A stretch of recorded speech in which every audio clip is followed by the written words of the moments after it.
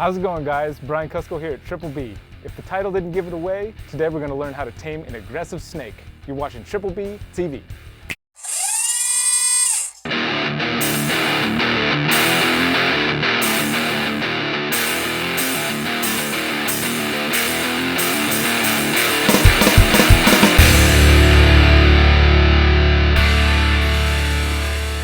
Now, before we get started, I'd like to address a couple of issues right off the bat.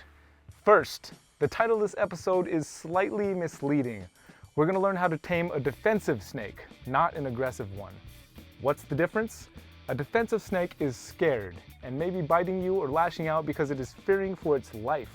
These snakes are lower than us on the food chain, so they have a good reason to be afraid of us. People often refer to a snake as being cage aggressive when they act this way, and the truth is they're just scared. Now, your snake could be an aggressive eater with a strong feeding response. That is a very good thing and not something that you want to change.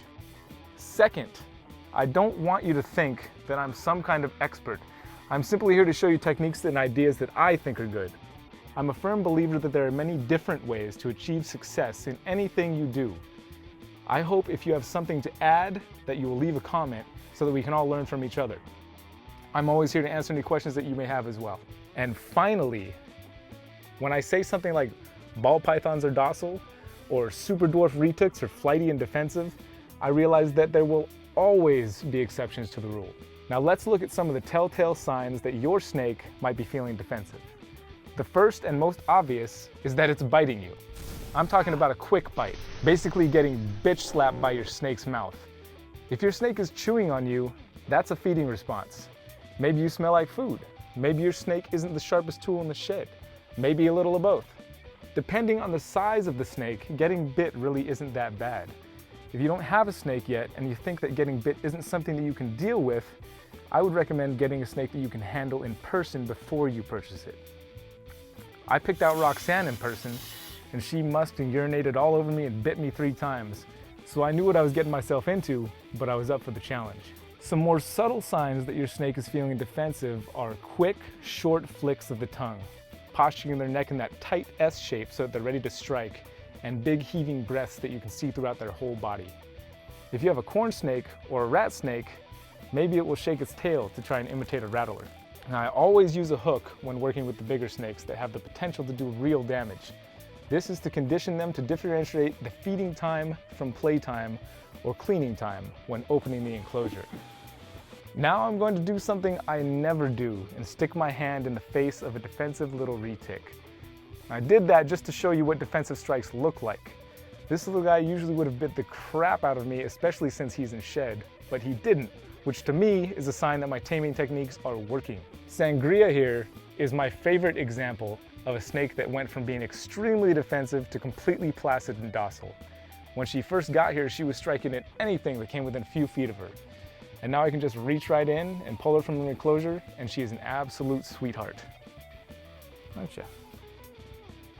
Aren't ya? So how do you get a snake to calm down? You've got to handle it. If your snake is extremely defensive, this will most likely mean having to take a couple bites every now and then. Although once you get them on the run and they've gone from fight mode to flight mode, it's usually easier to get hands on them without getting bit. And once you have them in your hands, I would recommend that you sit down, be as still as possible, keep calm. Support the full body of your snake and just let it run through your hands if that's what it wants to do. Try your best to keep your hands out of its face and don't grab its head. I'll often tell people to do their best tree impression. Handle your snake in this fashion anywhere from 10 to 30 minutes or so. The goal is to let your snake know that you aren't a threat. A couple things to look for are for the snake slowly crawling forward and long wagging tongue flicks. These are good signs that your snake has gone from being scared to curious and feels a little more secure. It's going to be up to you to read your snake and determine how often to do these handling sessions, but I would recommend no less than once a week. You want to do your best to ensure the handling experience be positive for both yourself and, more importantly, for your snake. I've heard of people leaving a shirt they've worn in or next to the snake's enclosure to help get them used to their scent. I haven't tried that myself, but actually we are here in the closet, so maybe that's something you'll want to try. Now that you've got some good techniques to use, you'll want to remember one important thing. That's patience. Your defensive snake is not going to calm down overnight. It may take weeks, months, years, hell, it may never calm down. But I think if you follow these guidelines, you will eventually gain the trust of your snake. So I hope you found this episode helpful, and if you like what you're seeing, be sure to hit that subscribe button for more awesome episodes every week. Leave a comment down below and tell us about the great success you're having with your snake, or what you do differently that has worked for you. And next week, we're going to be discussing snake genetics. And until then, you've been watching Triple B TV. Y'all take care.